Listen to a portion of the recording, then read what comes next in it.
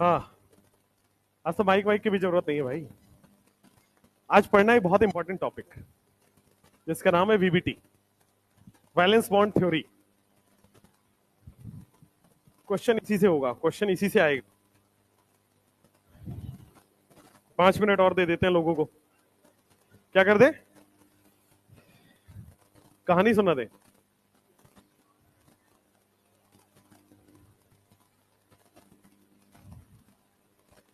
ये स्टार्ट हुआ कि नहीं हुआ? नहीं हुआ स्टार्ट।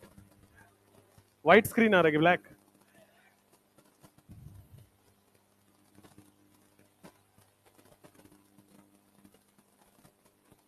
हम्म।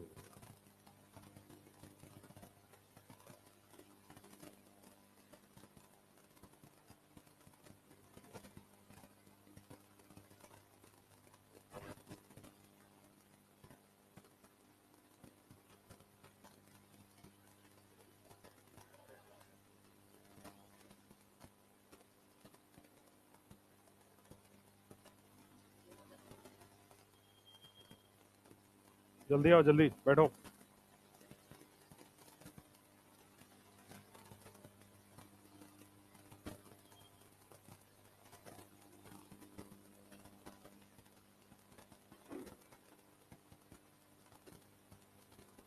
प्रेसिपिटेशन से पढ़ना है ना? प्रेसिपिटेट कौन सा बनेगा वो पढ़ना है, और फिर वीबीटी स्टार्ट करना है।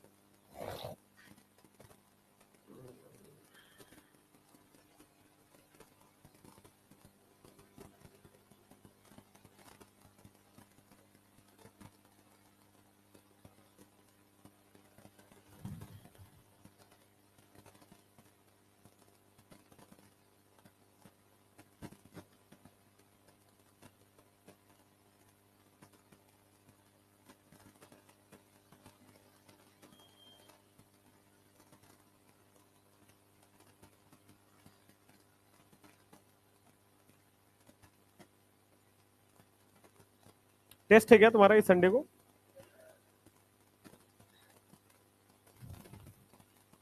तुम लोग भी ऐसा सोचते हो कि टेस्ट के 2 दिन पहले पढ़ के टॉप हो जाएंगे?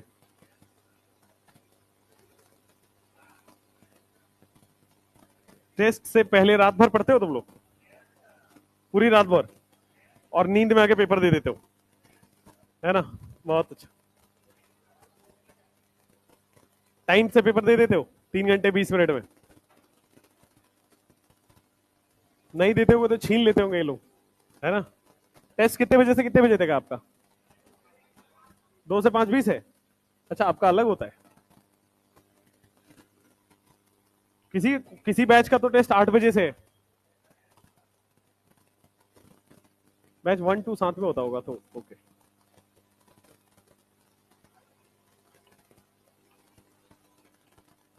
क्या हो गया फाइनल? पानी? बहुत प्यासे बैठे हैं सब यहाँ पे।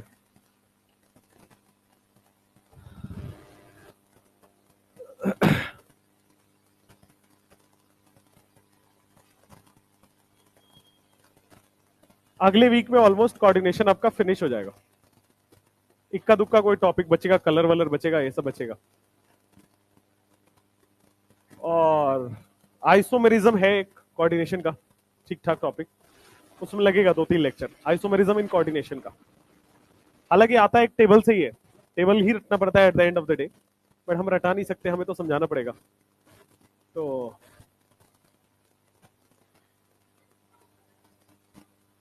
टेस्ट में आईयूपीएससी तक, और अगले टेस्ट में पूरा आ जाएगा कोऑर्डिनेशन। फिर डीएनएफ ब्लॉक आएगा जो कि 2 लेक्चर में हो जाएगा, 4 to 5। आपका सिलेबस कब खत्म हो रहा है वही जोड़ रहा हूं मैं। इस वीक, अगले वीक,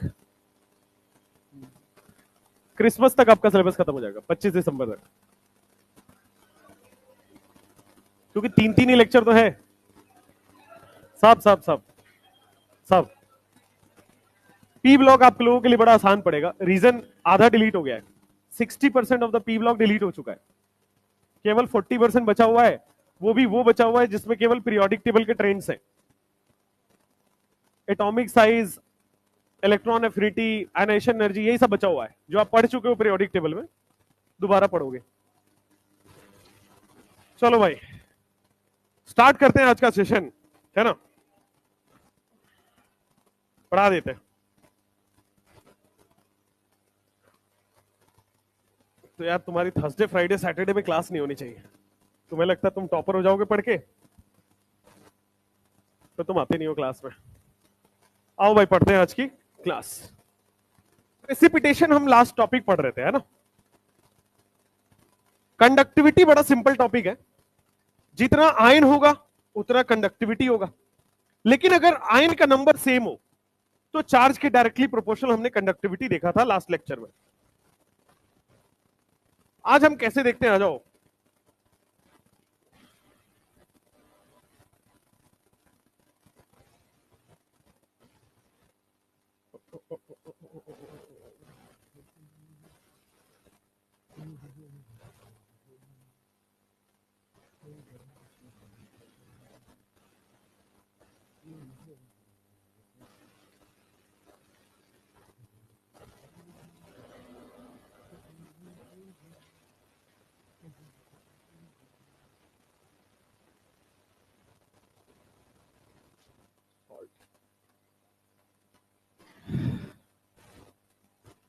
आज हमें यह पढ़ना है valence bond theory, VBT.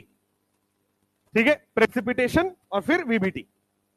Main focus हमारा इस चैप्टर का, पूरे जो क्वेश्चन आप देखोगे पीवाईक्यूज, ये इन्हीं दोनों थ्योरी से आए हैं। अब शांत, जो क्वेश्चन आया है वो इन्हीं दोनों थ्योरी पे बेस्ड है, और इन्हीं दोनों थ्योरी को आज हम लोग स्टार्ट करने जा रहे हैं। तो वीबीटी और सीएफटी हम स्टार्ट करने जा रहे हैं। सबसे पहले लिखो प्रेसिपिटेशन कैसे होगा। तो पहले प्रेसिपिटेशन समझ लेते हैं, आइए। प्रेसिपिटेशन, हेडिंग डाल लो प्रेसिपिटेट। तो भाई ये बंद ना हो जाए। हाँ,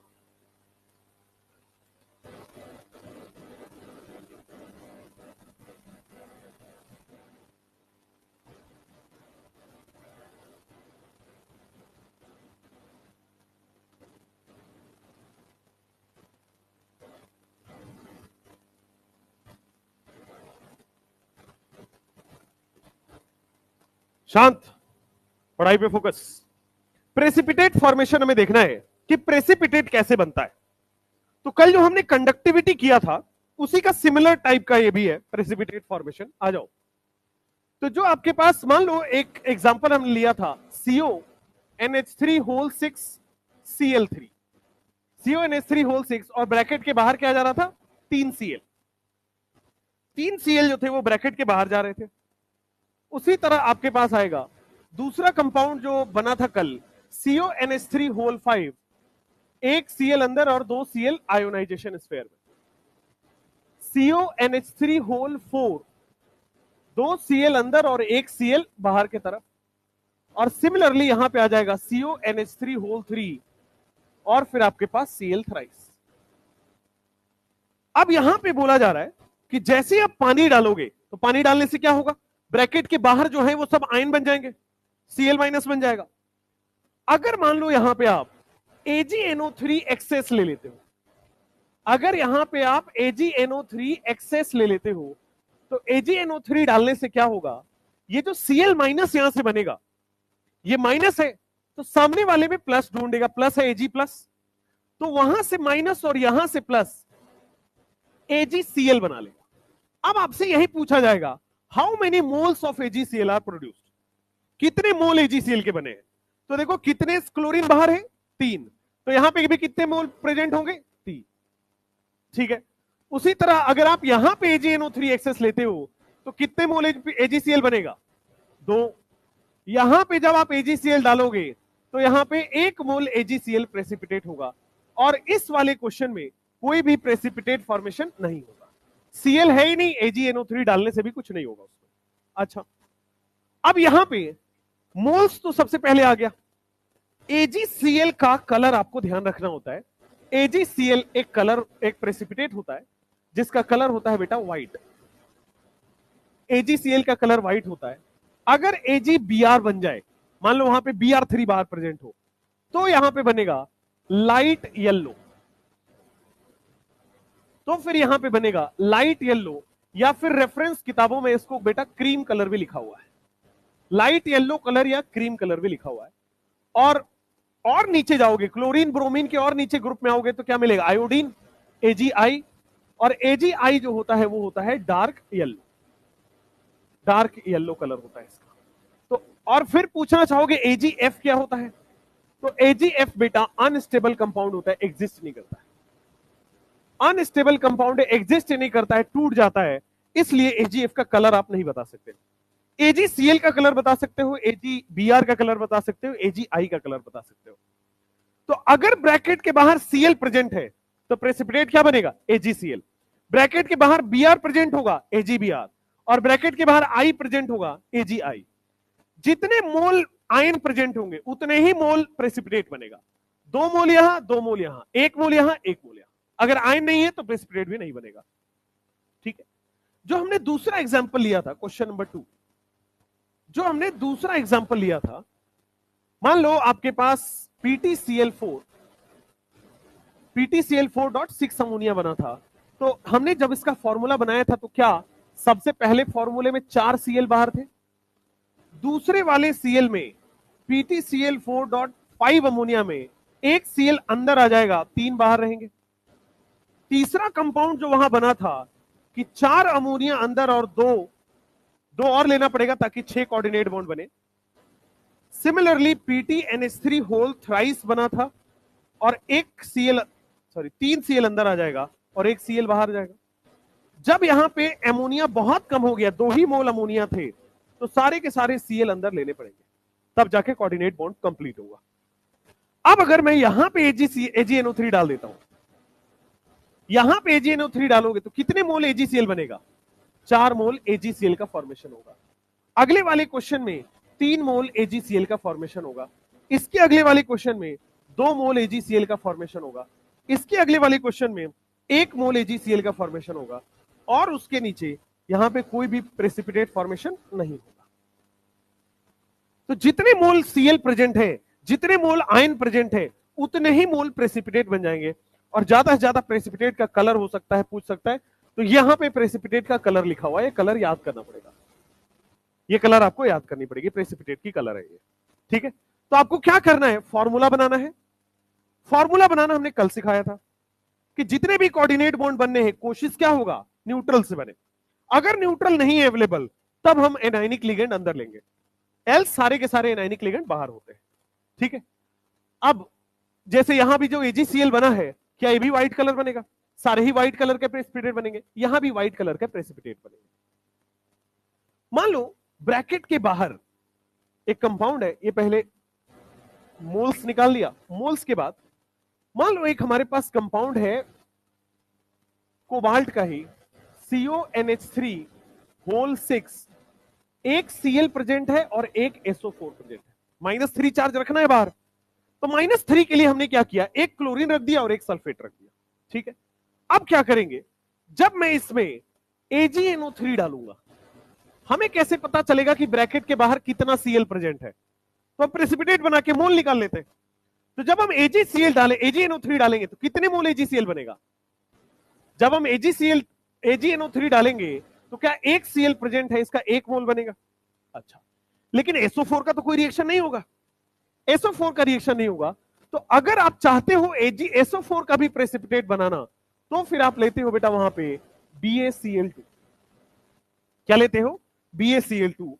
और जब BaCl2 लोगे तो SO4 Ba के साथ प्रेसिपिटेट हो जाता है, BaSO4 बना लेता है। आप क्या करते हो, मान लो Cl को प्रेसिपिटेट कराना है तो क्या डालोगे, AgNO3। SO4 को प्रेसिपिटेट कराना है तो क्या डालोगे, BaCl2। ये दोनों आपको याद करना पड़ेगा। अगर हैलाइड का प्रेसिपिटेट बनाना है तो AgNO3 से प्रेसिपिटेट बनता है, अगर सल्फेट का प्रेसिपिटेट बनाना है तो किससे बनता है, BaCl2। और BaSO4 जो भी यहां बन रहा है, ये भी व्हाइट कलर का ही होता है। तो BaSO4 भी एक प्रेसिपिटेट है, ये याद कर लेना है। यही प्रेसिपिटेट आपके सिलेबस में, इसके बाहर प्रेसिपिटेट आता नहीं है। तो अगर क्लोरीन का या हैलाइड कोई भी हो, ClBrI, अगर उसका प्रेसिपिटेट आपको बनाना है, AgNO3 लेना पड़ेगा, सिल्वर नाइट्रेट, और तो आपको व्हाइट प्रेसिपिटेट मिल गया। अगर सल्फेट को प्रेसिपिटेट कराना है, सल्फेट का टेस्टिंग करना है, तो फिर आपको BaCl2 डालना पड़ेगा, वो BaSO4 व्हाइट बना देगा। सिंपल कहानी है। तो ये आपके पास प्रेसिपिटेट बनने की कहानी हो गई। लिख लो फटाफट, लिख लो यहां तक, फिर इस पे बेस्ड क्वेश्चंस करते हैं तो आइडिया लेगा कैसे क्वेश्चन आते हैं इसके।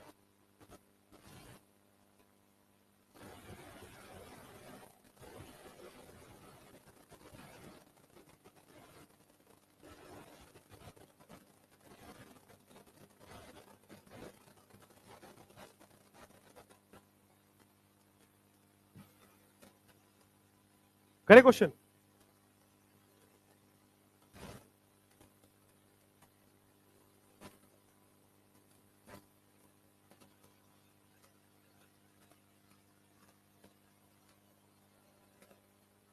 जैसे कल क्वेश्चन आया था कि arrange in the order of conductivity, इसमें क्वेश्चन आता है arrange in the number of moles of precipitate.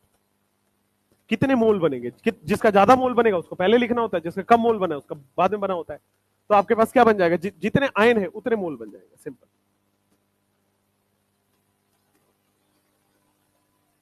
इसका एक क्वेश्चन बहुत अच्छा आया हुआ है प्रीवियस ईयर में, एक ही इसका अच्छा क्वेश्चन है, वो देख लेते हैं। मोल कॉन्सेप्ट से रिलेट करके उसको दिया हुआ था। हालांकि आप टेंशन फ्री रहिएगा, इनऑर्गेनिक में कैलकुलेशन कभी नहीं आता है। इनऑर्गेनिक में कभी भी कैलकुलेशन या मल्टीप्लीकेशन, एडिशन, सब्सट्रैक्शन ये सब नहीं आएगा, कुछ नहीं आएगा। Inorganic is a theoretical subject, theory के ही क्वेश्चन है।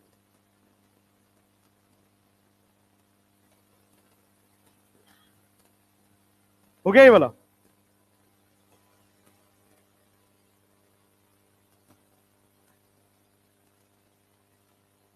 आज जो हमें पढ़ना है मेन है वो है VBT, वैलेंस बॉन्ड थ्योरी।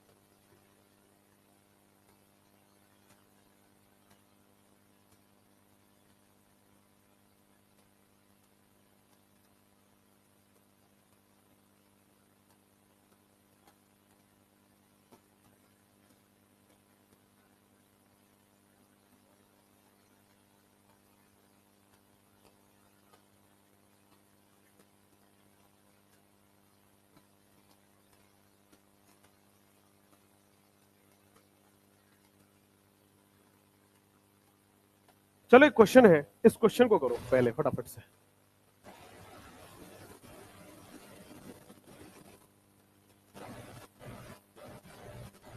ये वाला प्रेसिपिटेट का ये क्वेश्चन है, ध्यान से देखते हैं।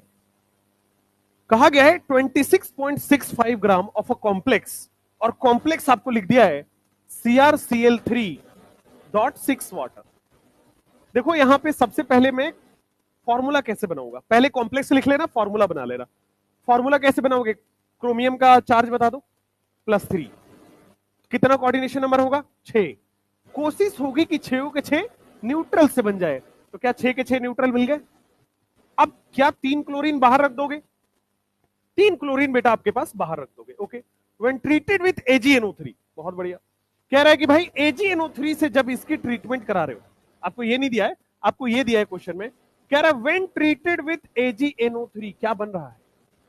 देखो क्वेश्चन में लिख दिया है प्रोड्यूस्ड AgCl, AgCl लेकिन कह रहा है कि 28.7 ग्राम। अब मुझे इसका मोल बता सकते हो क्या?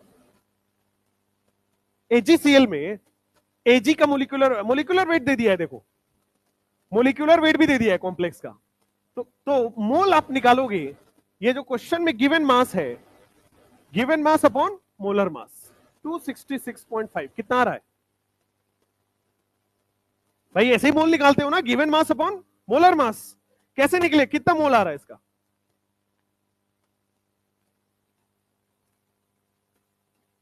अच्छा कॉम्प्लेक्स का वेट दिया हुआ है, हम कुछ और ही कर रहे हैं। कॉम्प्लेक्स का वेट दिया हुआ है, इसका वेट दिया हुआ है, इसका नहीं दिया हुआ है।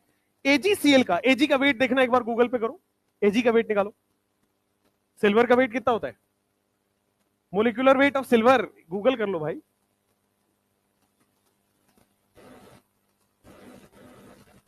एक 108 होता है, ठीक है। और क्लोरीन का कितना हो जाएगा? 35.5। निकालो जरा मोल कितने आ रहे, कितना आ रहा है? 0 पॉइंट, फ्रैक्शन में बता दो भाई, कैलकुलेटर यूज कर लो। हम ही कर लें क्या?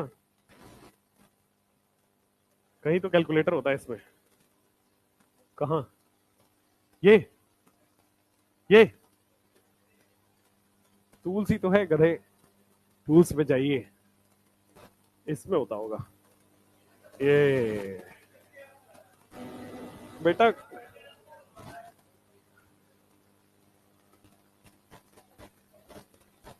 ये सर्वे सर बड़ा अच्छा यूज करते हैं, हम लोग तो कर ही नहीं पाते इसको। डिवाइड बाय, आएंगे बेटा, अभी आपको फिजिकल पढ़ाने आ रहे हो, अभी बस थोड़े दिन में आ ही रहे हो। डिवाइड बाय 108 प्लस 35.5 कितना आ रहा है?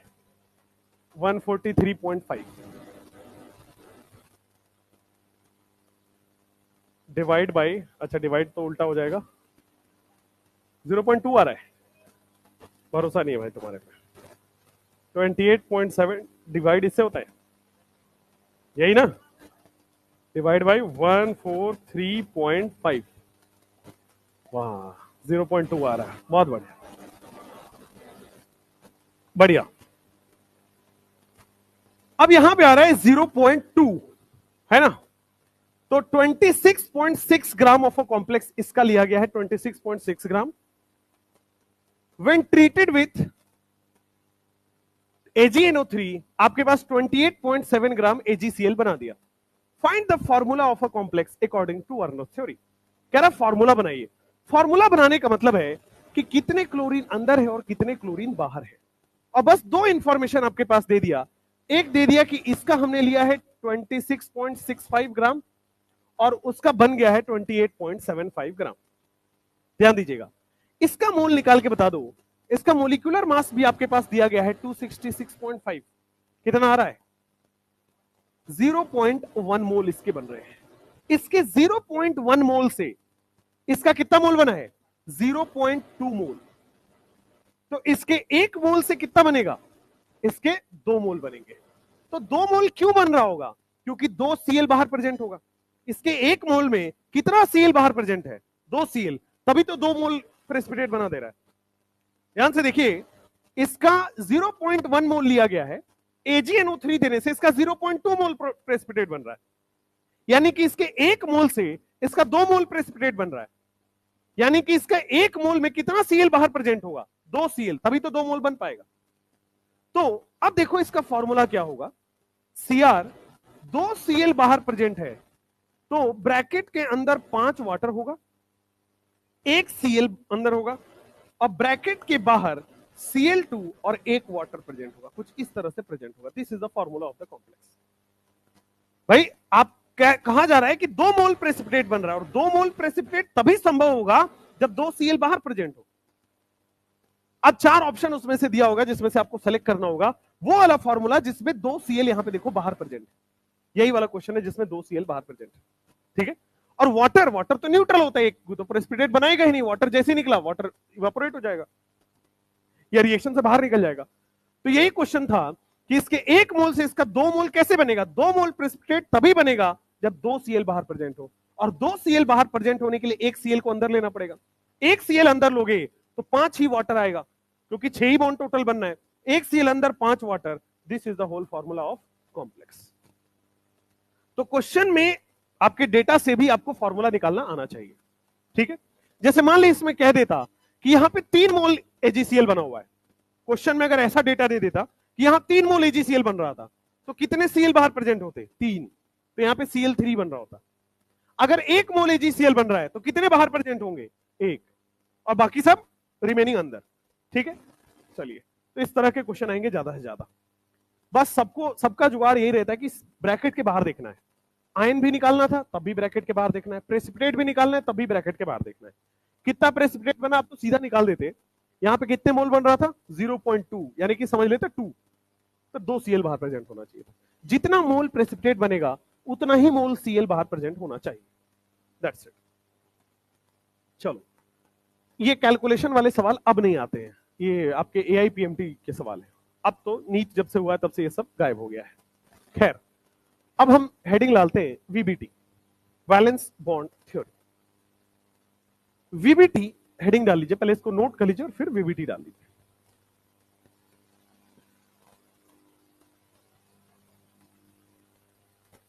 VBT आपने वहां भी पढ़ा केमिकल बॉन्डिंग के अंदर, VBT आप यहां भी पढ़ोगे कोऑर्डिनेशन कंपाउंड के अंदर। ऑलमोस्ट सेम है, थोड़े बहुत चेंजेस के साथ। ऑलमोस्ट सेम है, थोड़ा बहुत इसमें चेंजेस आएगा जरूर। और अगर कोऑर्डिनेशन से क्वेश्चन आएगा 70% 80% चांसेस होते हैं कि वो VBT या CFT से आएगा। बाकी टॉपिक है 30% आने के ही चांस है, कम चांस है। VBT, CFT, कलर, ये 3 ही तो है टॉपिक इसमें, और एक है आइसोमेरिज्म, 4। इसके बाद के जो टॉपिक है वो है कोऑर्डिनेशन के मेन टॉपिक्स, और वहां के लिए आपको थोड़ा सा पेशेंसफुली बोर्ड पे ध्यान से देखना होगा, तब जाके समझ आ जाएगा। सवाल आपसे लगेंगे, ये मैं पहले ही बता देता हूं आपसे। VBT के सारे क्वेश्चन आपसे हो जाएंगे, जैसे मैं बता रहा हूं वैसे करना।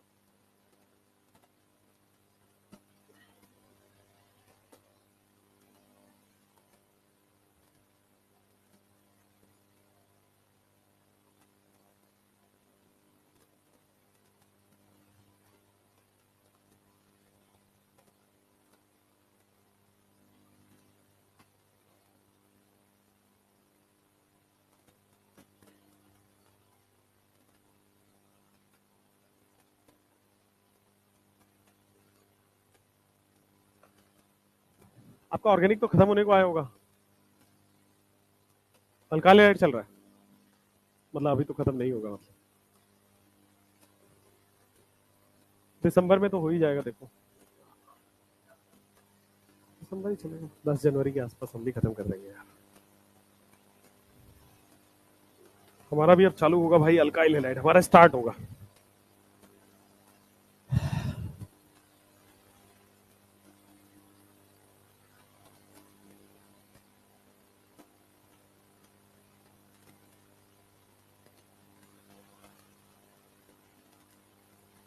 बायोमोलिक्यूल भी हटा ही देना चाहिए था चैप्टर साथ में, खतरनाक खराब सा चैप्टर है।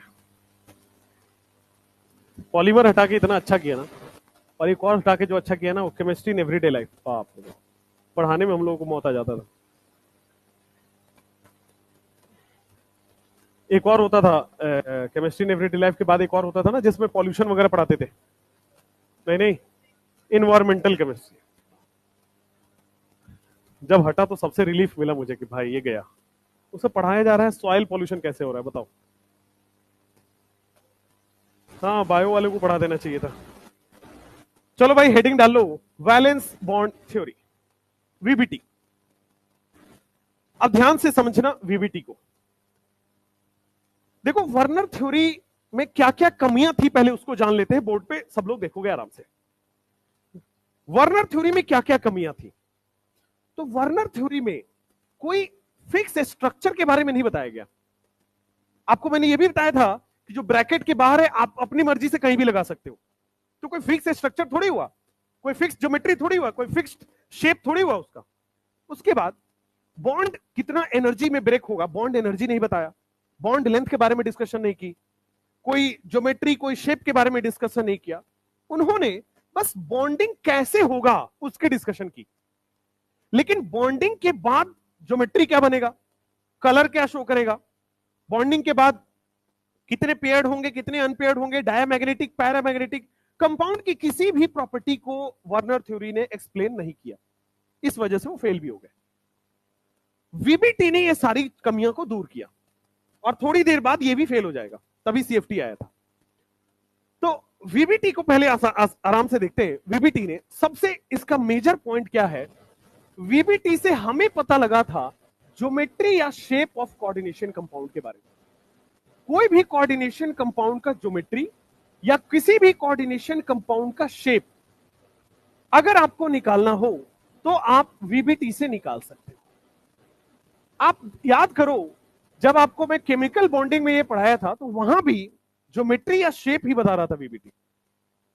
वीबीटी में ही तो हाइब्रिडाइजेशन पढ़ा था, और हाइब्रिडाइजेशन में ही तो आपने ज्योमेट्री शेप पढ़ा था, तो वहां भी ज्योमेट्री या शेप ही था, यहां भी ज्योमेट्री या शेप ही है। अब थ्योरी क्या कहता है, what is valence bond theory? तो वीबीटी केमिकल बॉन्डिंग में भी यही बात कह रहा था कि अगर बॉन्ड बनना है तो हाइब्रिड ऑर्बिटल के ओवरलैप से ही बनेगा। अगर कोई बॉन्ड बनना है, जैसे एग्जांपल आया था CH4 मॉलिक्यूल के बारे में। अब CH4 में 4 सिग्मा बॉन्ड है, चारों कार्बन हाइड्रोजन वाले बॉन्ड है, तो चारों सेम बॉन्ड होने चाहिए, बट सेम बॉन्ड होते नहीं है। फिर से शायद उल्टा बोल दिया मैंने। CH4 में CH4 ऐसा टेट्राहेड्रल होता है, और कार्बन के पास 1s2 2s2 2p2 कार्बन यही होता है। लेकिन कार्बन इस हिसाब से तो दो ही बॉन्ड बना पाएगा, तो कार्बन हमेशा एक्साइटेड स्टेट में बॉन्ड बनाता है। 2s2 का एक इलेक्ट्रॉन बेटे 2p में चला जाता है। इस हिसाब से आप देखो, कार्बन एक बॉन्ड यहां से बनाता है, कार्बन अपना दूसरा बॉन्ड यहां से बना रहा है, कार्बन अपना तीसरा बॉन्ड यहां से बना रहा है, कार्बन अपना चौथा बॉन्ड यहां से बना रहा है। तो कार्बन जो है हाइड्रोजन के 1s के साथ बॉन्ड बना रहा होता है। अब CH4 में देखो, क्या चारों बॉन्ड, 4 में से 3 बॉन्ड तो 2p और 1s के ओवरलैप से बना है, और जो चौथा बॉन्ड है वो 2s और 1s के ओवरलैप से बना है।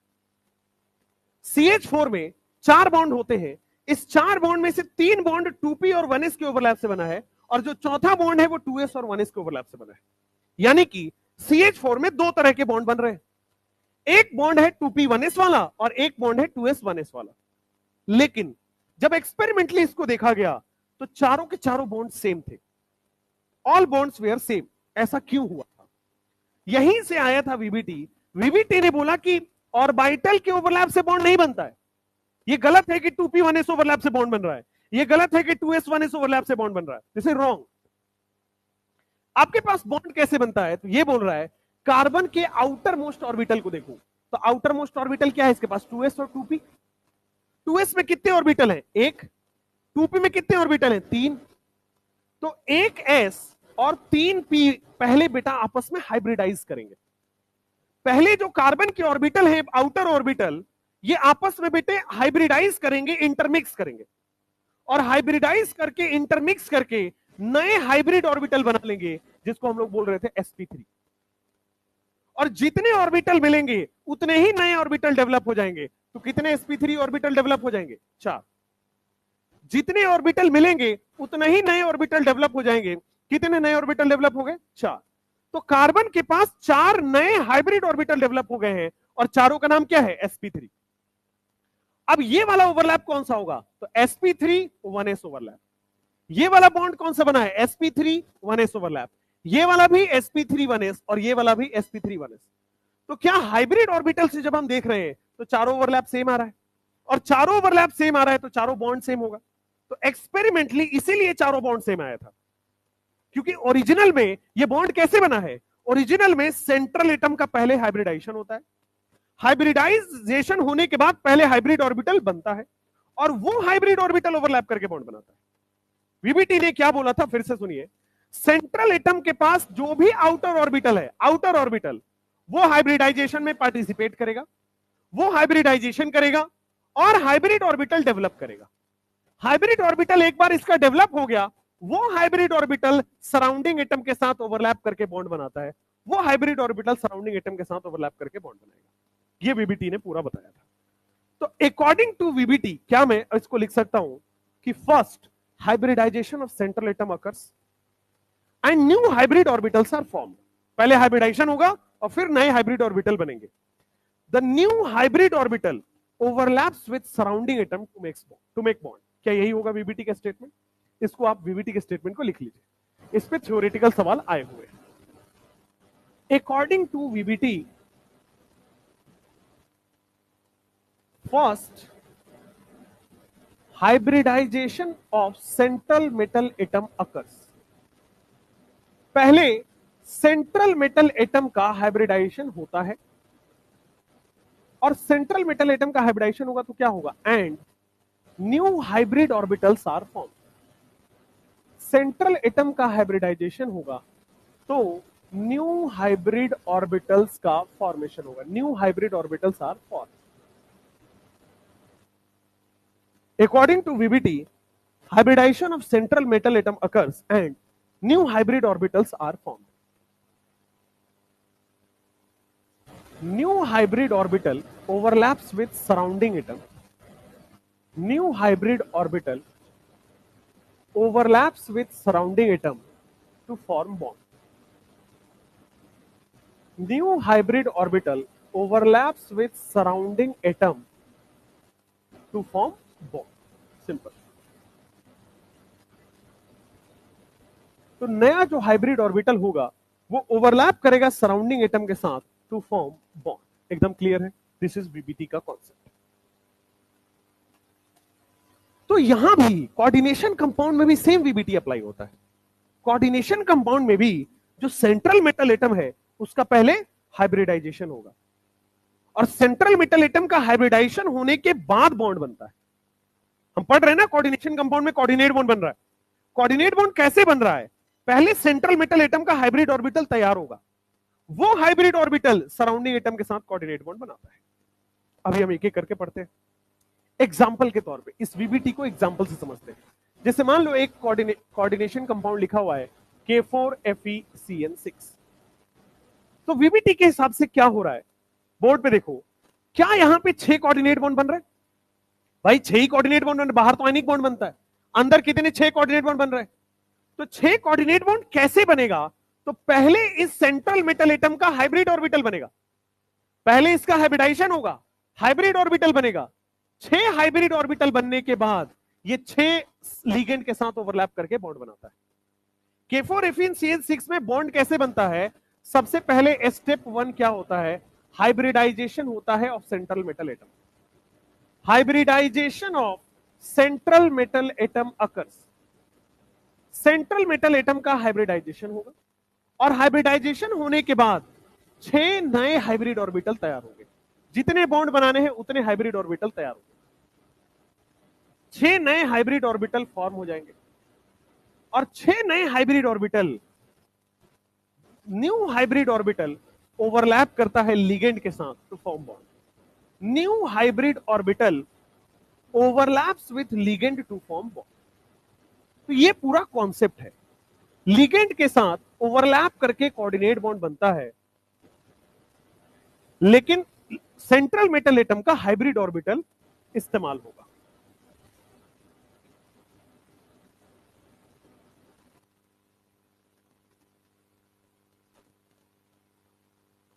स्टेप 1 हाइब्रिडाइजेशन होगा, स्टेप 2 ओवरलैप होगा।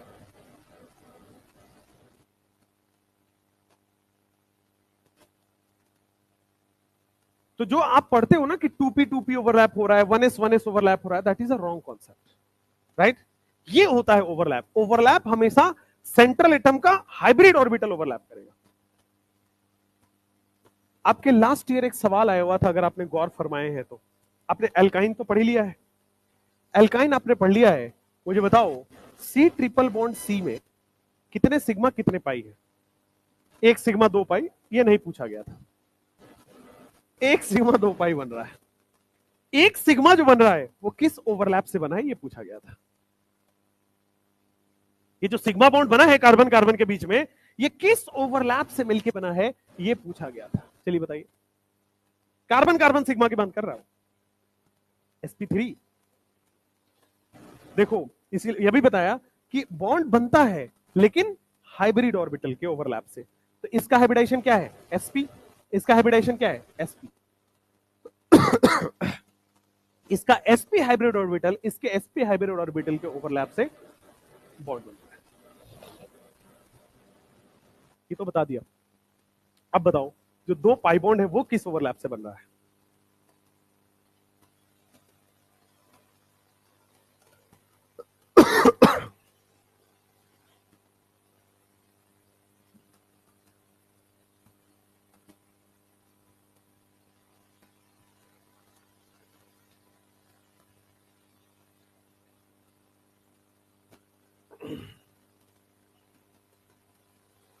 जो 2 पाई बॉन्ड है,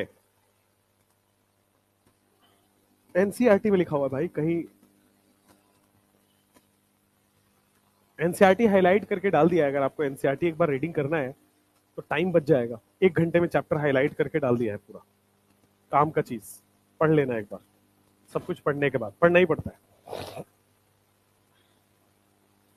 टेलीग्राम में डालें और कहां डालेंगे? कैसे लोग हैं यार, मंद बुद्धि पैदा हुए हो क्या एकदम? कहां डाले हैं क्या? रास्ते में सड़क पे डाला है गधे। कैसे आदमी। चलो भाई इधर आओ। 2 पी पाई बॉन्ड है ना? ध्यान से, दो पाई बॉन्ड है। अब 2 पाई बॉन्ड किससे बन रहा है? तो वीबीटी ने यहां पे बहुत अमेजिंग कॉन्सेप्ट है। जो ये हम पढ़ रहे हैं ना कि हाइब्रिड ऑर्बिटल के ओवरलैप से बॉन्ड बनता है। हाइब्रिड ऑर्बिटल के ओवरलैप से सिग्मा बॉन्ड बनता है। पाई बॉन्ड तो वही पुराना कॉन्सेप्ट चलेगा। हाइब्रिड ऑर्बिटल के ओवरलैप से कौन सा बॉन्ड बनता है? सिग्मा। अब देखो, इस कार्बन के पास 3 पी ऑर्बिटल होता है। भाई कार्बन के पास 3 पी ऑर्बिटल होता है, 2 पी। उसमें से एक तो बॉन्ड बना लिया, एक तो ये क्या बना लिया आपके पास? हाइब्रिडाइजेशन। मान लो पी एक्स हाइब्रिडाइजेशन कर गया, तो रिमेनिंग कितने हैं? 2। एक आपके पास पी वाई बचा होगा, एक आपके पास पीजेड बचा होगा। इसका हाइब्रिडाइजेशन थोड़ी हुआ है। यहां भी पी वाई बचा होगा और यहां भी पीजेड बचा होगा। तो ये पी वाई का लेटरल ओवरलैप होता है और पीजेड का साइडवेज या लेटरल ओवरलैप होता है। उससे दोनों पाई बॉन्ड बनते हैं। फिर से कार्बन कार्बन का sp हाइब्रिड ऑर्बिटल से सिग्मा बॉन्ड बनेगा। सिग्मा बॉन्ड हमेशा हाइब्रिड ऑर्बिटल के ओवरलैप से बनता है। पाई बॉन्ड हाइब्रिड ऑर्बिटल नहीं बनाता है। तो पाई बॉन्ड कौन बनेगा? तो देखो, एक पी तो इस्तेमाल कर लिया, बचे कितने पी? 2 पी। तो बचे दोनों पी का पैरेलल ओवरलैप होगा और इस तरह से पाई बॉन्ड बनता है। जब आप एनसीईआरटी खोलोगे ना एल्काइन का, तो वहां पे एक बहुत सिंपल सा रूल दिया हुआ है। बहुत सिंपल सा एक ग्राफ बनाया हुआ है। ग्राफ मतलब डायग्राम बनाया हुआ है। तो देख लो, कार्बन और कार्बन है, इसमें सिग्मा बॉन्ड बनेगा। सिग्मा बॉन्ड कैसे बना? sp और sp ओवरलैप से। पाई बॉन्ड कैसे बना है? वहां पे डायग्राम में दिखाया हुआ है कि इसके पास py ऑर्बिटल होगा और इसके पास py ऑर्बिटल होगा। सिमिलरली यहां भी py होगा। ये दोनों का पैरेलल ओवरलैप करोगे तो क्या बन जाएगा? Pi bond. सिमिलरली इसके पास pz भी तो होगा, तो इसका pz इसके pz के साथ पैरेलल ओवरलैप करेगा और बेटे क्या बन जाएगा? दूसरा पाई बॉन्ड। ठीक है। सिग्मा बॉन्ड कैसे बनता है? sp sp ओवरलैप से। पाई बॉन्ड कैसे बनता है? प्योर ऑर्बिटल के लेटरल ओवरलैप या साइडवेज ओवरलैप से। ठीक है। ये सब कुछ भी नहीं पूछा हुआ था। पूछा क्या था? पूछा हुआ था कि जो कार्बन हाइड्रोजन बॉन्ड है उसका ओवरलैप बताओ। भाई कार्बन कार्बन का तो आपने जान लिया सब कुछ। पूछा था कार्बन हाइड्रोजन जो 2 सिग्मा बॉन्ड बन रहे हैं वो किस ओवरलैप से बन रहा है? और पहला ऑप्शन पता है क्या था? 1s और 2p। और मुझे पूरा विश्वास है 99% जनता यही मार के आएगी, क्योंकि कार्बन कहां से बॉन्ड बनाता है? 2p से। हाइड्रोजन 1s से। 2p 1s overlap. खट से देखिए आंसर आ गया। That is wrong. Sigma bond बन रहा है। सिग्मा बॉन्ड हमेशा हाइब्रिड ऑर्बिटल से बनता है। इसका हाइब्रिड ऑर्बिटल क्या है? sp। सराउंडिंग एटम क्या है? 1s। इसका क्या है फिर? sp। इसका क्या है? 1s। तो sp 1s ओवरलैप से बन रहा है। आया समझ में? सेंट्रल एटम का हाइब्रिडाइजेशन होता है, सराउंडिंग एटम का हाइब्रिडाइजेशन मत करा देना। सेंट्रल एटम का हाइब्रिड ऑर्बिटल होता है, सराउंडिंग एटम नॉर्मल होता है। चलिए, अब ये स्टेप 2 हो गया है। अब लिखते हैं यहां पे 2 कोऑर्डिनेशन नंबर बेटा आपके पास सिलेबस में है। There are 2 coordination number in syllabus. होने के लिए बहुत सारे कोऑर्डिनेशन नंबर होते हैं, बट आपके सिलेबस में केवल 2 है। There are 2 coordination number in your syllabus. कौन सा है? सबसे पहले बेटा कोऑर्डिनेशन नंबर 4 है आपके पास, और कोऑर्डिनेशन नंबर 6 का, इन्हीं दोनों का वीबीटी पढ़ना है। बाकी का वीबीटी होता है, पढ़ना नहीं है। तो आपको इधर उधर टेस्ट वेस्ट में दिख जाए शायद, इग्नोर मारना है, नहीं आता है। कोऑर्डिनेशन नंबर 4 और 6 ही सिलेबस में है, वही आएगा। एनसीईआरटी में यही दोनों दिया हुआ है, इसके अलावा नहीं दिया है। कोऑर्डिनेशन नंबर 4 में 2 तरह के हाइब्रिडाइजेशन शो होते हैं, sp3 और दूसरा होता है बेटा dsp2। अभी दोनों पढ़ेंगे हाइब्रिडाइजेशन के बारे में। उसी तरह कोऑर्डिनेशन नंबर 6 का हाइब्रिडाइजेशन होता है sp3d2 और दूसरा होता है आपके सामने dsp2, सॉरी d2sp3। या तो sp3d2 या तो d2sp3। अगर sp3 होगा तो ज्योमेट्री या शेप बताना। अगर sp3 होगा तो ज्योमेट्री क्या हो जाएगा? टेट्राहेड्रल। लेकिन अगर dsp2 आ जाए, अभी मैं निकालना सिखाऊंगा, तो इसका ज्योमेट्री जो होता है वो होता है स्क्वायर प्लेनर। Square planar. अगर sp3d2 आ जाए तो ज्योमेट्री याद है? ऑक्टाहेड्रल। और d2sp3 आ जाए तो ज्योमेट्री क्या होता है? सेम ही हो जाता है। ज्योमेट्री कोऑर्डिनेशन नंबर 6 में चेंज नहीं होती। तो ये चार आपको पहले मेन वाला ये पढ़ना है, ठीक है?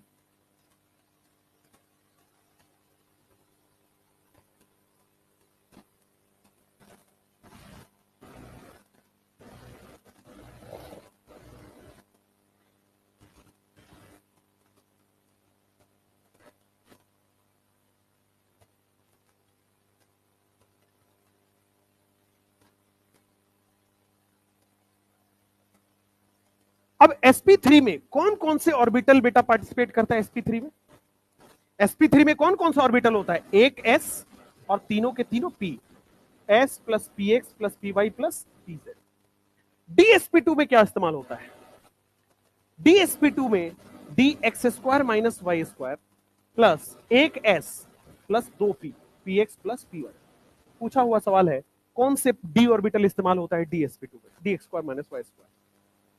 सिमिलरली यहां पे जब जाओगे तो एक s, तीनों के तीनों p, px plus py plus pz plus d square में dx square minus y square plus dz square, dx square minus y square plus dz square. Similarly यहां भी आपके पास वही होगा, dx square minus y square plus dz square plus s plus px plus py plus p।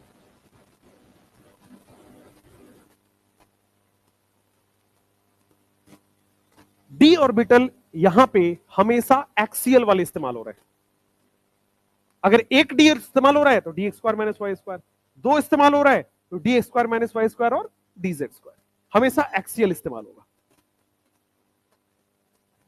हाँ,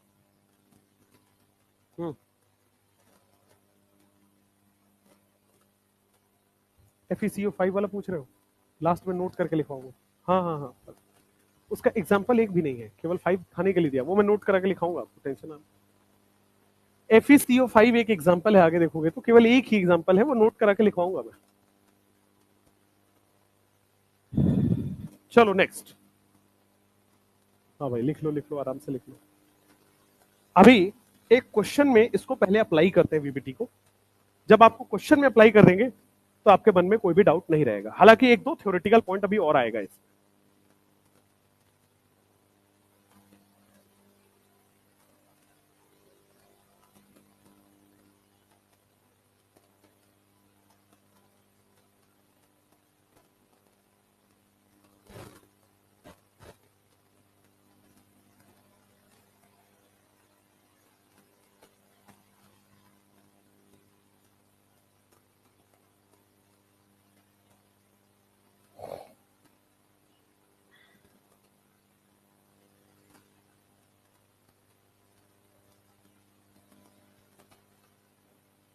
लिखो यहां पे एक एग्जांपल, NiCN4। एक एग्जांपल मान लो मैं एक कंपाउंड दे रहा हूं NiCN4 और यहां पे मैं दे रहा हूं -2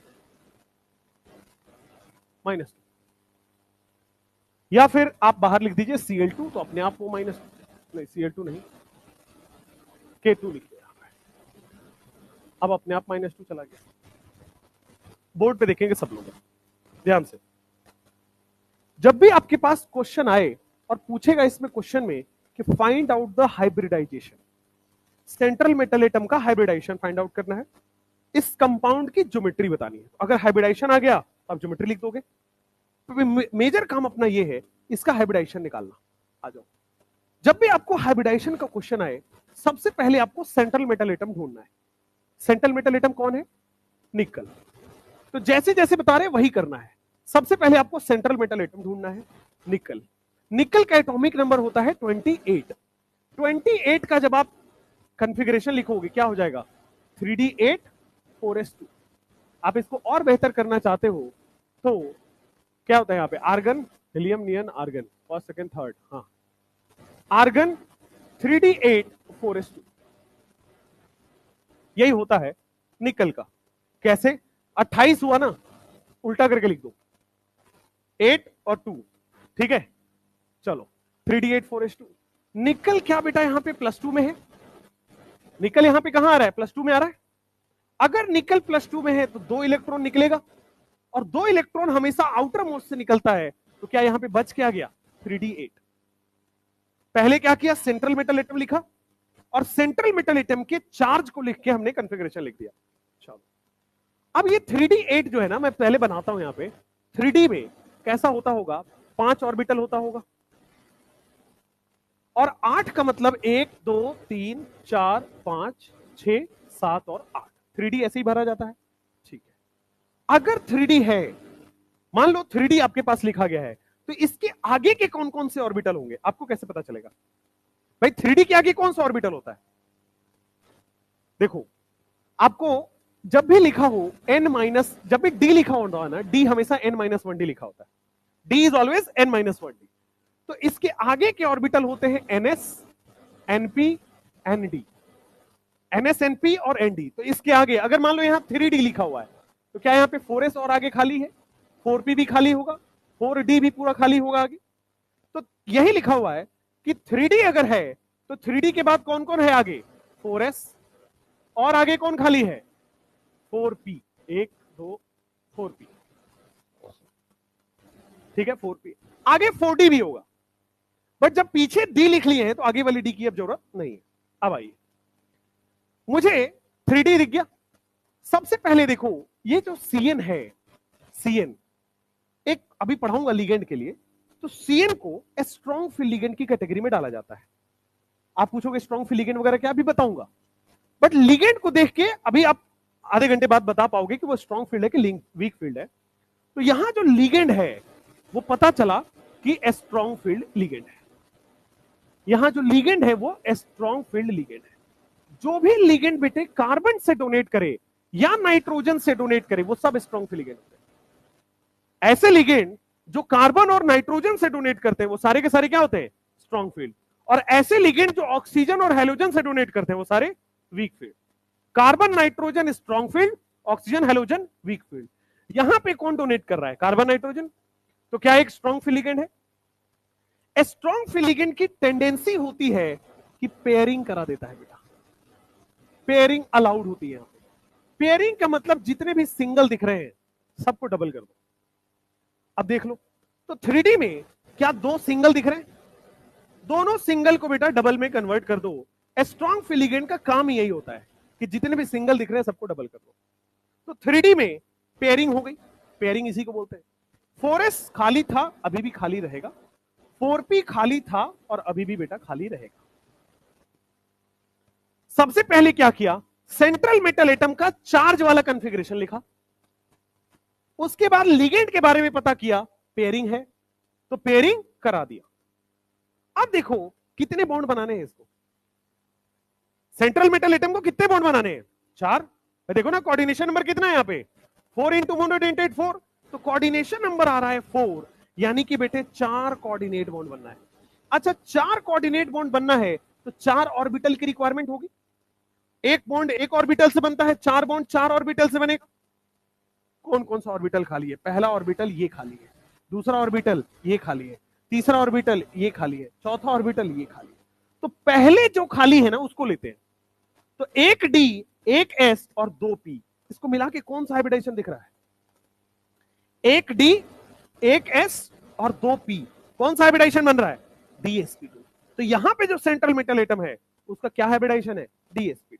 अच्छा अगर DsP2 है, मुझे बता दो स्क्वायर प्लेनर है या टेट्राहेड्रल, स्क्वायर प्लेनर। एक और चीज पूछा जाता है कि ये जो DsP2 वाला कॉम्प्लेक्स है, ये जो K2NiCN4 बना है, ये पैरामैग्नेटिक है कि डायामैग्नेटिक है। क्या बेटा डाया हो चुका है ना बेटा, पहले पैरा था लेकिन लिगेंड ने क्या किया, पेयर कर दिया। निकल क्या है, पैरा है, बट निकल जैसे ही CN से मिला पेयरिंग हो गई। तो कंपाउंड में पेयरिंग हो चुकी है, तो कंपाउंड में कोई भी अनपेयर्ड इलेक्ट्रॉन नहीं दिख रहा है, तो क्या डायामैग्नेटिक बोल देंगे? डायामैग्नेटिक हो गया, स्क्वायर प्लेनर हो गया, हाइब्रिडाइजेशन हो गया, कोऑर्डिनेशन नंबर निकल गया, डायामैग्नेटिक हो गया। ठीक है, अभी इतना ही इंफॉर्मेशन जानना है। अभी ना एक और लगे हाथों, एक और, अभी लिखना मत। मान लो मैं एक और एग्जांपल लेता हूं, NiCl4। इस बार मैंने क्या किया है, NiCl4 और फिर से यहां पे K2 लिख दिया। तो K2 की वजह से यहां कितना आ जाएगा, -2, और निकल पे कितना चला जाएगा, +2। निकल का ऑक्सीडेशन स्टेट निकालो, +2 ही आ रहा है। ठीक, स्टेप नंबर 1 क्या करना है, निकल का चार्ज वाला कॉन्फ़िगरेशन लिखना है। तो सबसे पहले निकल का ओरिजिनल कॉन्फ़िगरेशन लिखो। निकल का क्या होता है, आर्गन 3d8 और 4s2 बन गया। चार्ज कितना आ रहा है, +2, तो निकल का चार्ज वाला कॉन्फ़िगरेशन में क्या आ जाएगा, 3d8। चलो 3d8 हमने बना दिया, 3d8 हमने एज इट इज आप ऐसे बना दोगे, 3d8 हमने बना दिया। चलो अब 3d8 के बाद अब देखो ये L कहां से उठ के चला आया, उधर भी रह गया। चलो हटाओ जो भी हो, अब आ जाओ यहां पे देखो, ये जो लिगेंड है यहां पे, लिगेंड क्या है यहां पे, Cl है। और अब देखो कार्बन नाइट्रोजन जो है वो क्या है, स्ट्रॉन्ग फील्ड, ऑक्सीजन हाइड्रोजन क्या है, वीक फील्ड। तो यहां पे जो लिगेंड है वो स्ट्रॉन्ग फील्ड है या वीक फील्ड है, वीक फील्ड लिगेंड है। अच्छा अच्छा, स्ट्रॉन्ग फील्ड लिगेंड पेयरिंग करता है, वीक फील्ड लिगेंड पेयरिंग नहीं करता है। तो यहां पे बेटा pairing not allowed, week field ligand में पेयरिंग नॉट अलाउड। अब पेयरिंग नहीं होगा तो जैसा है वैसा रह जाएगा। भाई पेयरिंग होगा तब तो सिंगल से डबल बनेगा, पेयरिंग हुआ ही नहीं, पेयरिंग हुआ ही नहीं, तो आपके पास क्या एज इट इज रह जाएगा। बढ़िया, अब बताओ कितने बॉन्ड बनाने हैं, अभी भी 4 ही बॉन्ड बनाने हैं। अब कितने बॉन्ड बनाने हैं, अभी भी 4, कोऑर्डिनेशन नंबर 4 है, यानी कि 4 बॉन्ड बनाना है। और 4 बॉन्ड बनाने के लिए कितने ऑर्बिटल चाहिए, 4। खाली कौन सा है, ये वाला, 1 2 3 4। तो क्या 1s और 3p, हाइब्रिडाइजेशन क्या हो गया, sp3 से बॉन्ड बनेगा। अगर sp3 से बॉन्ड बना तो ज्योमेट्री क्या हो जाएगा, टेट्राहेड्रल। बताओ ये डायामैग्नेटिक है कि पैरामैग्नेटिक, दिख रहा है, अनपेयर्ड इलेक्ट्रॉन दिख रहा है, पैरामैग्नेटिक। एक और कॉन्सेप्ट आपने शायद, अच्छा एटॉमिक स्ट्रक्चर तो पढ़ा ही नहीं आया आपने, एटॉमिक स्ट्रक्चर नहीं पढ़ा है तो आपको मैग्नेटिक मोमेंट निकालना सिखा देता हूं। मैग्नेटिक मोमेंट एक चीज होती है, कोई चीज होती है, आप पढ़ोगे आगे, ठीक है। मैग्नेटिक मोमेंट का एक फॉर्मूला होता है, √N इंटू n+1 या n+2, 1 या 2, मैग्नेटिक मोमेंट जो होता है, मैग्नेटिक मोमेंट 1+2 कहां होता है, अच्छा सॉरी, तुम्हारे चक्कर में मैं भी कंफ्यूज हूं, मैंने, हाँ अब तुमसे पूछना ही बेकार है। मैग्नेटिक मोमेंट का फॉर्मूला होता है mu is equal to √N into n+2। जो n होता है बेटा उसको बोला जाता है unpaired electron, n is unpaired electron. अब मुझे यहां पे बता दो म्यू का वैल्यू कितना आएगा, म्यू का वैल्यू कितना आ रहा है, 2 इंटू 2+2, यही है, 2 इंटू 4 कितना आ रहा है, √8।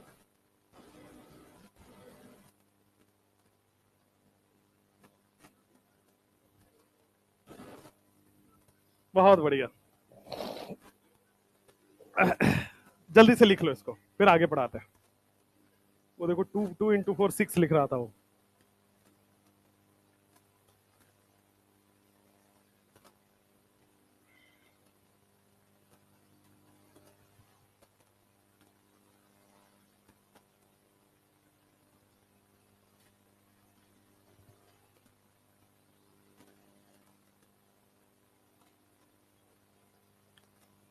इसी स्टेप वाइज में करोगे तो दिक्कत नहीं आएगी। सेंट्रल एटम का चार्ज वाला कॉन्फ़िगरेशन लिखना है, फिर पेयरिंग होगी कि नहीं होगी, पेयरिंग नहीं होगी तो अलग केस है, पेयरिंग होगी तो अलग केस है। इस तरह से आपको बना लेना है। अब आपको लिगेंड की कुछ जानकारी देनी होगी, तभी तो आप आगे के लिगेंड्स के बारे में बता पाओगे कि कौन स्ट्रॉन्ग फील्ड है कौन वीक फील्ड है। एक शॉर्टकट आपको पता लग गया है कि जितने भी कार्बन और नाइट्रोजन डोनर है सब स्ट्रॉन्ग फील्ड है, पेयरिंग कराएंगे, और जितने भी ऑक्सीजन और हेलोजन डोनर है सब वीक फील्ड लिगेंड है, पेयरिंग नहीं कराएंगे।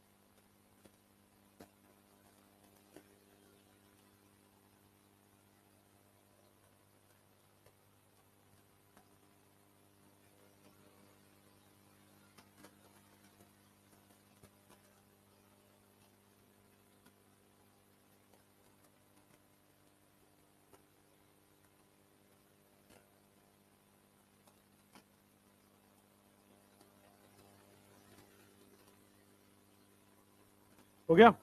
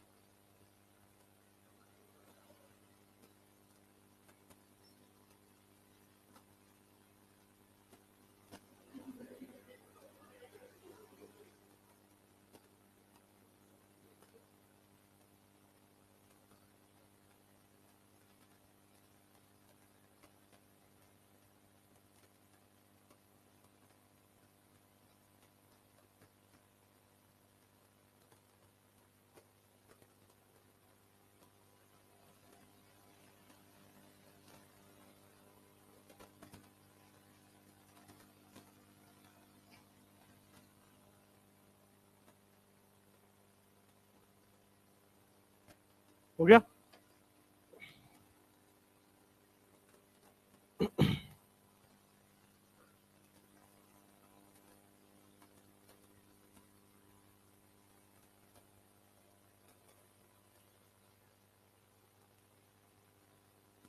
हो गया तुम्हारा?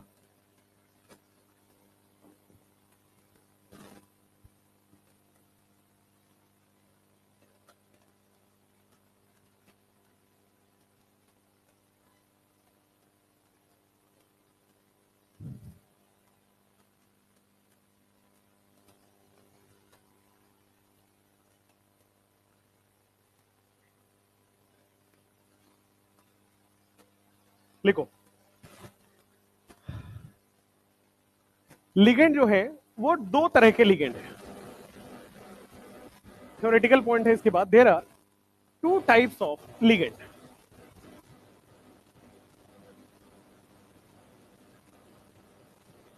पहला जो लिगेंड होगा वो होगा स्ट्रॉन्ग फील्ड लिगेंड, जिसको हम लोग बोलेंगे SFL, strong field ligand.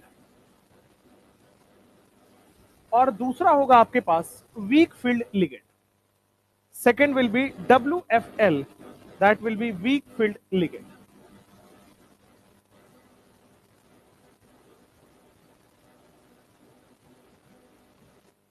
Strong field ligand में ऐसे देखना है, कार्बन एंड नाइट्रोजन डोनर, और यहां पे दिखना है आपके पास oxygen and halogen donor. Carbon and nitrogen donor, oxygen and halogen donor. ठीक है? स्ट्रॉन्ग फील्ड लिगेंड में carbon and nitrogen donor, oxygen and halogen donor.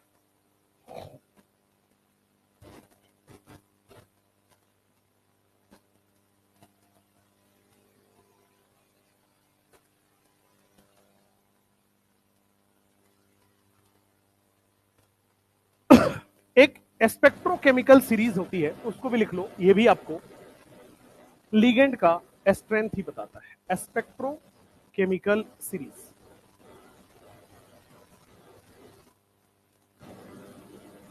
Spectrochemical series ये स्ट्रेंथ ऑफ लिगेंड बताता है कि कौन सा लिगेंड स्ट्रॉन्ग है और कौन सा लिगेंड आपका वीक है।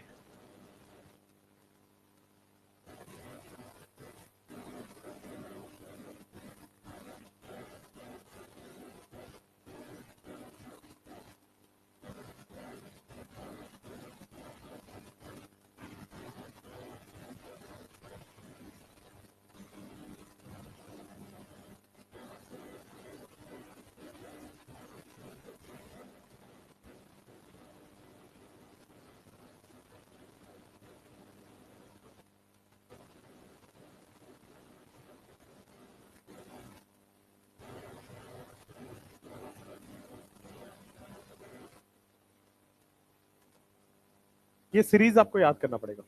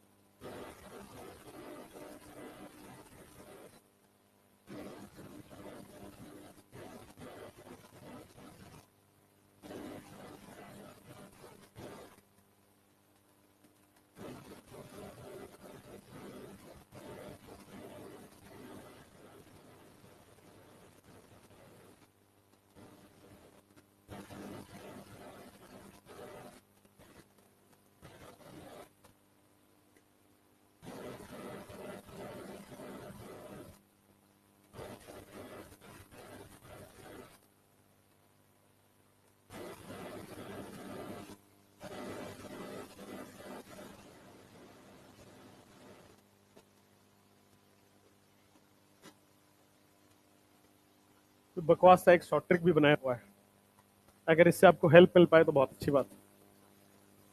नहीं भाई,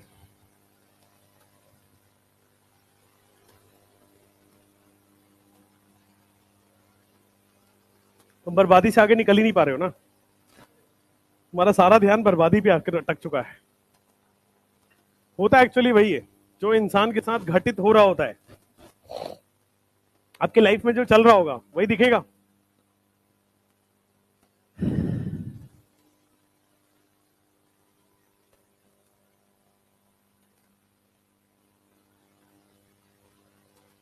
अब ये जो है ये स्ट्रॉन्ग फील्ड लिगेंड है। सीओ इधर देखो, कार्बन और carbon donor, carbon nitrogen donor, nitrogen donor, nitrogen donor, nitrogen donor, nitrogen donor, ये जितने भी ये सब नाइट्रोजन डोनर है। और इधर देखो हैलोजन डोनर, ये सब हैलोजन डोनर है। इसलिए हैलोजन डोनर, ये देखो सल्फर डोनर है, halogen donor, sulphur donor, halogen donor, oxygen donor. तो जितने भी ऑक्सीजन फैमिली और हैलोजन फैमिली के डोनर है वो सब वीक फील्ड लिगेंड है, और जितने भी कार्बन फैमिली और नाइट्रोजन फैमिली के डोनर है वो सब स्ट्रॉन्ग फील्ड लिगेंड है।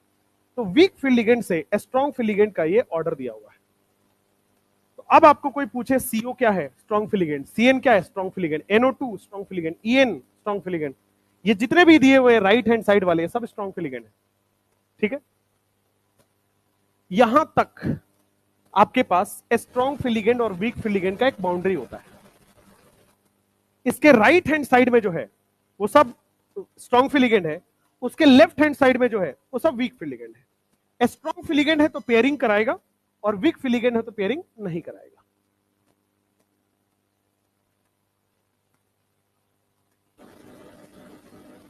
In case of a strong field ligand, pairing occurs.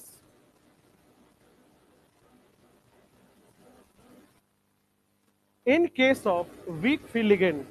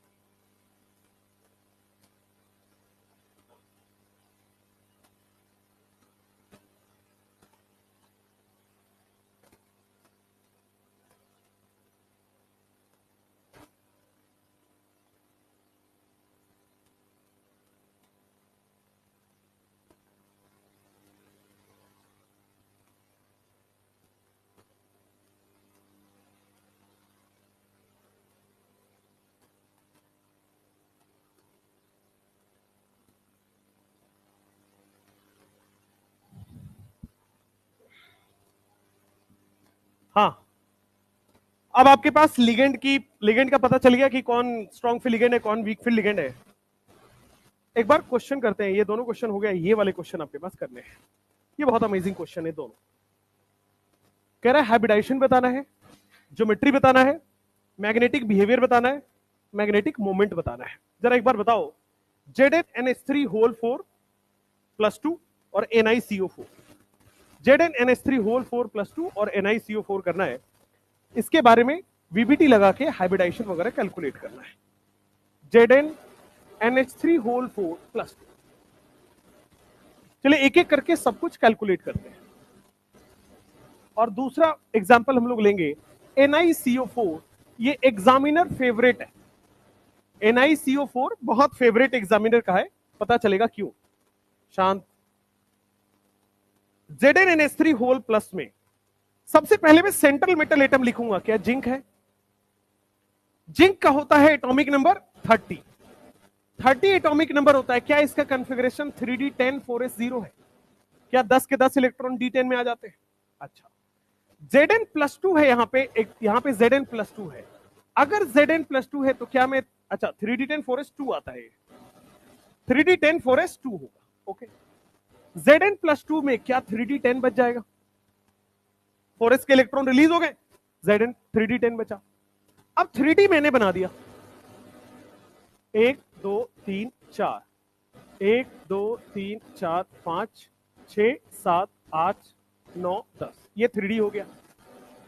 उसके बाद आ जाइए आपके पास 4s, फिर आप आ जाओ आपके पास 4p,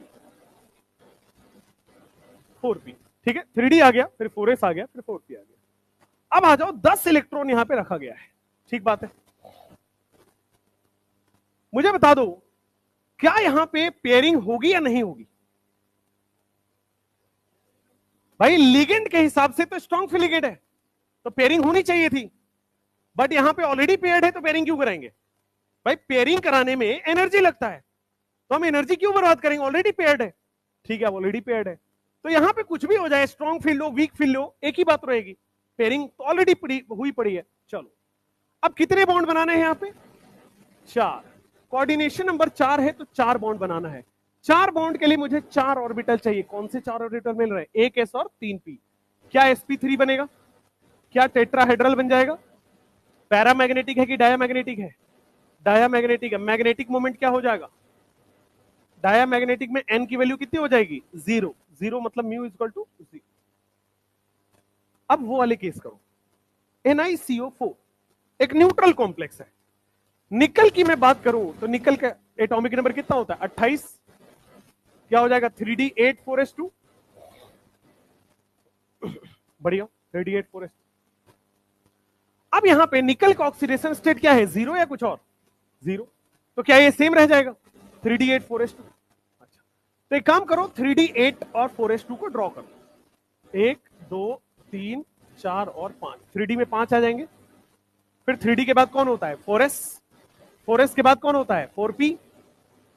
तो 3d 4s 4p आप बना, तो 3d में आपके पास 1 इलेक्ट्रॉन है, 8 इलेक्ट्रॉन है, 3 4 5 6 7 8, 8 इलेक्ट्रॉन आ गए। 4s में कितने इलेक्ट्रॉन है? 2। 4s में कितने इलेक्ट्रॉन है आपके पास? 2। नाइस। अब मुझे बताओ, CO एक वीक फिलिगेंड है या स्ट्रॉन्ग फिलिगेंड है? स्ट्रॉन्ग नहीं, स्ट्रॉन्गेस्ट है, सबसे ज्यादा है।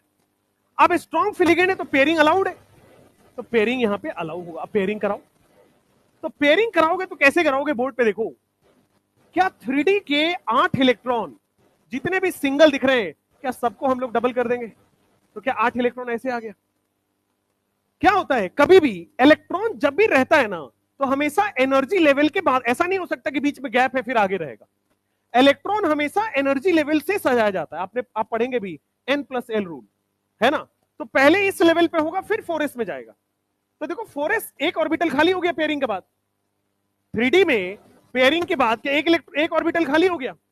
अब ये जो 4s का इलेक्ट्रॉन है, ये ट्रांसफर हो जाएगा इस 3d में। ये 4s के दोनों इलेक्ट्रॉन 3d में ट्रांसफर हो जाएंगे, क्योंकि इलेक्ट्रॉन को सेम एनर्जी लेवल पर रखना जरूरी है, गैप नहीं दे सकते आप ऑर्बिटल का। और अब देखो कि आपके पास कितने ऑर्बिटल कितने बॉन्ड बनने हैं? कोऑर्डिनेशन नंबर 4, 4 बॉन्ड बनना है। 4 बॉन्ड के लिए कौन कौन से ऑर्बिटल खाली है? sp3 खाली है क्या? टेट्राहेड्रल होगा क्या? और टेट्राहेड्रल के बाद पैरामैग्नेटिक है डायमैग्नेटिक, डायामैग्नेटिक, और डायामैग्नेटिक है डाइपोल मोमेंट, डाइपोल मोमेंट कह रहा है, मैग्नेटिक मोमेंट कितना आएगा, zero. Mu is magnetic moment, magnetic moment is zero. Dipole moment को भी म्यू से ही डिनोट करते हैं, मैग्नेटिक मोमेंट को भी म्यू से ही डिनोट करते हैं।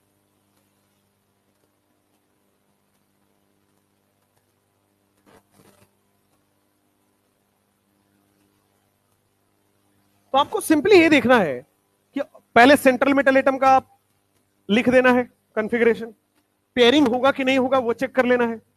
पेयरिंग कराने के बाद जितने भी बॉन्ड बनाने हैं उतने ऑर्बिटल काउंट कर लो, वही हाइब्रिडाइजेशन है, सिंपल। अभी इसमें जब कोऑर्डिनेशन नंबर 6 में आओगे तो और उसमें अच्छे अच्छे क्वेश्चंस भी आएंगे आपको। जैसे ये वाला क्वेश्चन करो, PTNS3 होल ट्वाइस Cl2, ये हो गया यहां तक। PTNH3 whole twice Cl2, calculate करो what will be the PTNH3 whole twice Cl2। नहीं बन पा रहा है ना, अरे PTNH3 whole twice Cl2 whole twice, ये ऐसे लिखा हुआ है।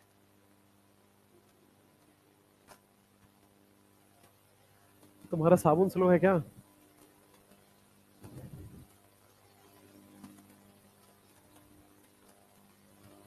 लो,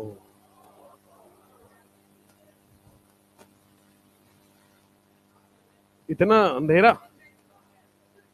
कहां गए गधे?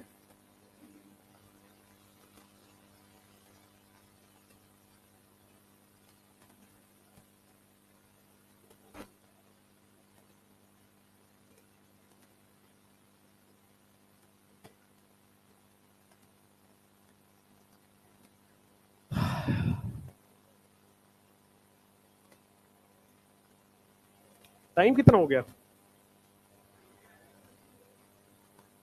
अभी नहीं हुआ है। हाँ, क्या बोर्ड चल रहा है? हाँ, क्या कह रहे हैं, निकल +2 क्यों नहीं हुआ? क्यों होगा? ऑक्सीडेशन स्टेट देखो ना, इसका ऑक्सीडेशन स्टेट निकालो, x प्लस कार्बोनिल कितना है, 0 इज इक्वल टू ओवरऑल कितना है, 0। x की वैल्यू कितनी आ रही है, 0। निकल +2 क्यों होगा? ऑक्सीडेशन स्टेट तो 0 है ना। हो गया, लिख लिया।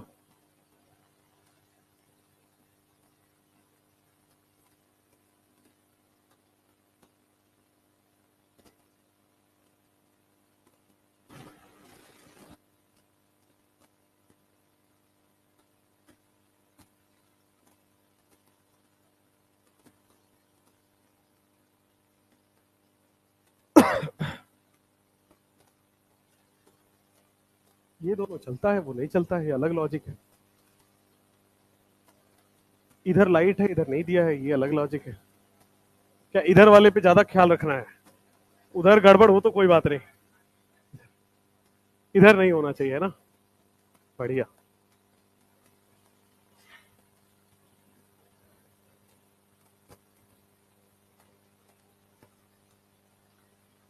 चलो एक और एग्जांपल, मान लो आपके पास ये वाला एग्जांपल आपके पास दिया गया है, PTNH3 होल ट्वाइस Cl2। अब ये आपके पास एग्जांपल दिया गया है, और बाहर भी बेटा आपके पास Cl2 ही दिया गया है।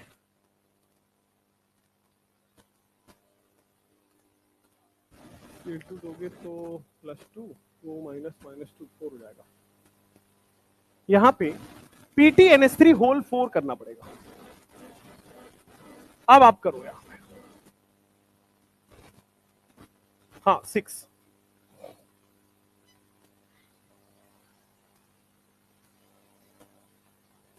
अब मान लो आपके पास 6 कोऑर्डिनेशन नंबर का क्वेश्चन आ गया, अब कैसे करोगे? तो 6 वाला प्लैटिनम से स्टार्ट करें, क्वेश्चन बदल लेते हैं, निकल से स्टार्ट करो, NiNH3 होल 6 कर लो पहले, चलो NiNH3 होल 6 +2 कर लो। हाँ पहले ये कर लो, फिर टाइम होगा।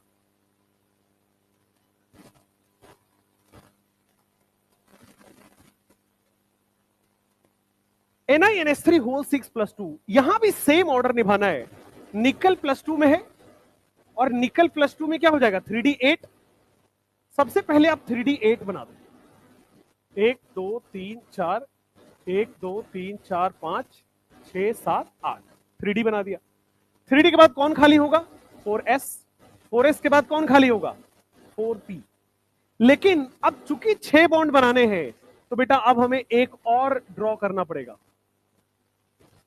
अब हमें 6 बॉन्ड बनाने हैं तो और ज्यादा ऑर्बिटल चाहिए, और ज्यादा ऑर्बिटल चाहिए तो अब हमें 4d का सहारा भी लेना पड़ेगा। ठीक है, बोर्ड पे देखिए 3d8 में अमोनिया है। अमोनिया स्ट्रॉन्ग फिलिगेंड है या वीक फिलिगेंड है? स्ट्रॉन्ग फिलिगेंड है। अगर स्ट्रॉन्ग फिलिगेंड है तो पेयरिंग होगी या नहीं होगी? पेयरिंग होगी, पेयरिंग इज अलाउड। अब पेयरिंग होगी तो ध्यान से देखना, क्या डी में एक ऑर्बिटल खाली मिल जाएगा? डी में एक ऑर्बिटल बेटा आपके पास खाली मिल गया। अब एक एस यहां पे एज इट इज पड़ा हुआ है, पी एज इट इज खाली पड़ा हुआ है, डी एज इट इज खाली पड़ा हुआ है। 3d यहां पे है 4s, ये है 4p और ये है 4d। अब मुझे बताओ कितने बॉन्ड बनाने हैं, 4 बॉन्ड की 6 बॉन्ड? कोऑर्डिनेशन नंबर कितना है 6, यानी कि 6 बॉन्ड बनाना है। अगर 6 बॉन्ड बनाना है तो 2 तरीके हैं। या तो बेटा आप इस तरह से 6 बॉन्ड बना सकते हो sp3d2, या तो आप 6 बॉन्ड बनाने का तरीका है d2sp3। मतलब 6 बॉन्ड आप कैसे भी बनाओ 2 d ऑर्बिटल चाहिए। क्या यहां पे 3d में 2 d ऑर्बिटल मिल रहा है? नहीं, तो 2 d ऑर्बिटल हम कहां से लेंगे 4d से। तो अब d2sp3 कभी भी नहीं बनेगा यहां पे, क्योंकि अंदर वाले 2 d ऑर्बिटल खाली नहीं है। क्या बनेगा, बाहर वाले 2 d ऑर्बिटल है, तो बाहर वाले d ऑर्बिटल तो sp3d2 के पास है। अंदर वाला d ऑर्बिटल खाली होता तब d2sp3 बनाते। जैसे यहां पे आओ 6 बॉन्ड बनाना है, क्या अंदर में 2 d ऑर्बिटल मिला? नहीं, तो क्या अब हम बाहर से लेंगे? तो 3 4 5 और 6, एक s 3p और 2d, क्या हाइब्रिडेशन आ गया sp3d2। क्या ज्योमेट्री होगा ऑक्टाहेड्रल। अच्छा एक और चीज, अब मुझे बताओ कि जब यहां पे ये d ऑर्बिटल इस्तेमाल ही नहीं हो रहा है तो पेयरिंग क्यों कराएंगे भाई? जब ये 2 d ऑर्बिटल का भाई पेयरिंग क्यों करा रहे? क्योंकि ये d ऑर्बिटल बॉन्डिंग कर लेता, बट ये पेयरिंग कराने के बाद भी बॉन्डिंग के काम तो आ नहीं रहा है। तो अगर बॉन्डिंग के काम नहीं आ रहा है तो ये पेयरिंग नहीं होगी। पेयरिंग तभी होगी जब पेयरिंग होने से कोई फायदा हो रहा हो। यहां पे देखो ये जैसा था वैसा ही रह जाएगा। पेयरिंग तब होगी जब पेयरिंग कराने से कोई इसमें बॉन्ड बन पाए। अगर पेयरिंग करा भी रहे हो तो भी एक डी ऑर्बिटल मिल रहा है, एक डी ऑर्बिटल से कोऑर्डिनेशन नंबर 6 में कोई बॉन्ड बनेगा नहीं।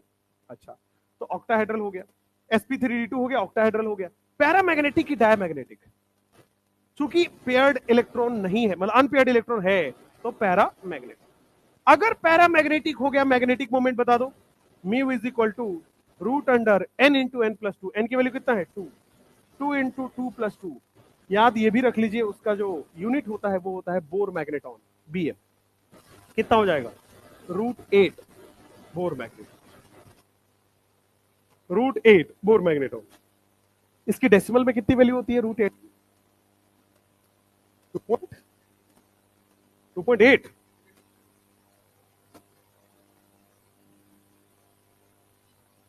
2 इंटू 1.4, हाँ सही है। अब अगर मान लीजिए निकल के बजाय आप कर रहे हो क्रोमियम, निकल के बजाय अब आप ले रहे हो क्रोमियम CrNH3 6, और आपके पास है बेटे +3, CrNH3 6 +3।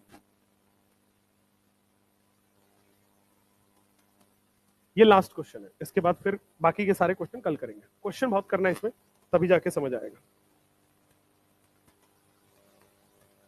हो गया, लेफ्ट वाला तो हो गया होगा, ये वाला करते हैं।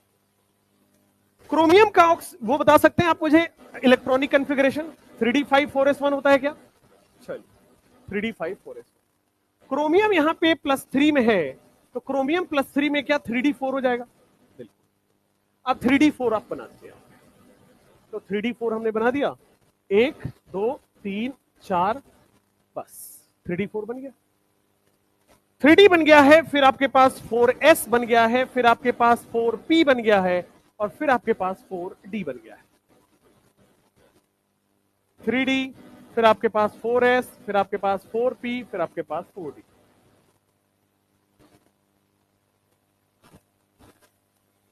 अब आ जाइए, अमोनिया एक स्ट्रॉन्ग फिलिगेंड है कि वीक फिलिगेंड है? स्ट्रॉन्ग फिलिगेंड है। अमोनिया एक स्ट्रॉन्ग फिलिगेंड है। अगर स्ट्रॉन्ग फिलिगेंड है तो पेयरिंग होगी नहीं होगी? पेयरिंग होगी, पेयरिंग होगी। और पेयरिंग क्यों होगी? क्योंकि पेयरिंग कराने के बाद क्या 2d ऑर्बिटल खाली मिल जाएगा? यस। तो देखो यहां पे बोर्ड पे ध्यान से देखिएगा, हम एक, हाँ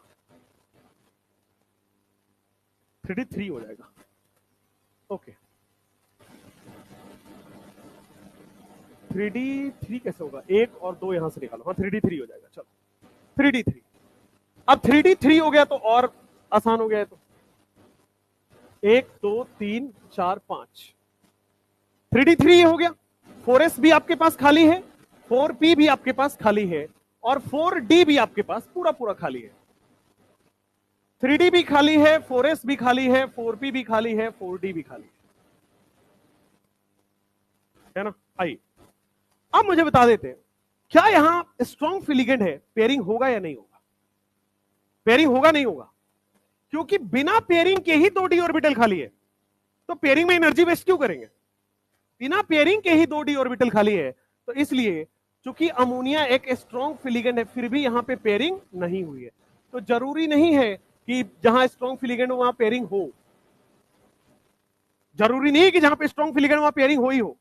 अगर लिखा रहे कि कोऑर्डिनेशन कंपाउंड में स्ट्रॉन्ग फिलिगेंड है, पेयरिंग होना जरूरी है या नहीं? जरूरी नहीं है, जरूरी नहीं है। हमेशा नहीं होगा, हो भी सकता है, नहीं भी हो सकता है, डिपेंड करता है कि हमारे पास ऑर्बिटल खाली है कि नहीं।